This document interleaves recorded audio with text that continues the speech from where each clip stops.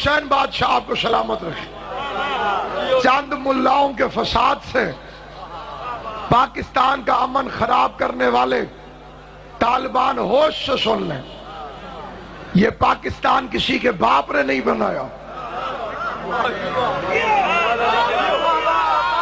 جتنا حق اس میں شیعوں کا ہے اتنا کسی کا نہیں۔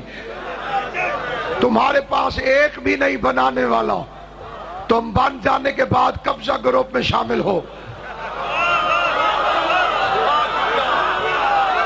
یہ جتنی داڑھیوں کے شجرے تمہارے پاس ہیں، یہ سارے قائد اعظم کو کافر اعظم کہتے تھے، یہ سارے پاکستان کو کافرستان کہتے تھے۔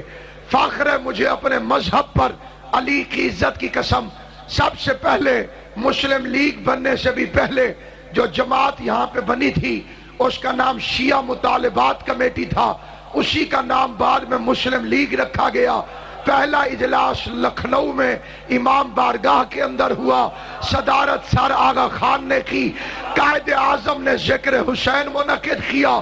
مجھے قرآن کے ایک ایک لفظ کی قسم، قرآن کے ایک ایک حرف کی قسم، میں غلط پڑھوں مجھے غازی عباس سزا دے۔ قائد اعظم نے مجلس کے بعد جس رومال میں مجلس کی نیاز تقسیم کی ان پر پاکستان کا نقشہ بنا ہوا تھا۔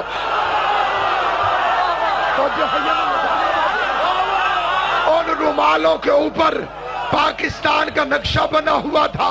آج بھی جس پاکستان میں بہادری کی علامت نشان حیدر ہو، نہیں میں چہرے سے دیکھوں گا بہادر کون ہے، شکلوں سے پتا چلے گا بہادر کون ہے اور بزدل کون ہے۔ علی کے مذہب میں بزدلی کی کوئی گنجائش نہیں۔ جو حسینی بھی ہے اور موت سے بھی ڈرتا ہے، ہاں وہ توہین حسین ابن علی کرتا ہے۔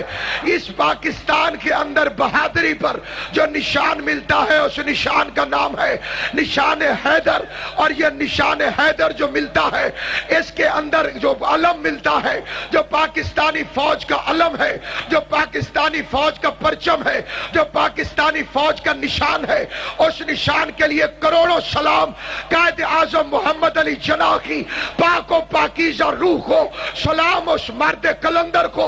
سنے صوفی محمد بھی اور طالبان بھی، کس پاکستان میں شیعوں کے وجود کو برداشت کرنے سے انکار کرتے ہو؟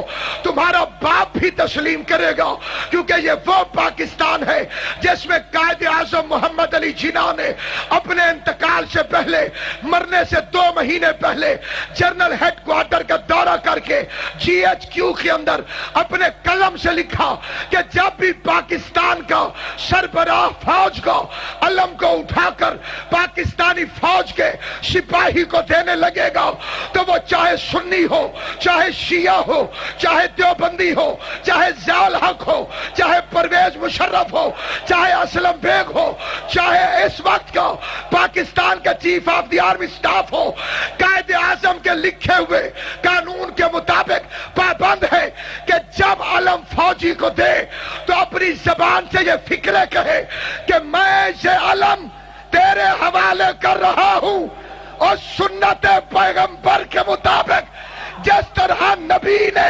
خیبر میں حیدر کو دیا۔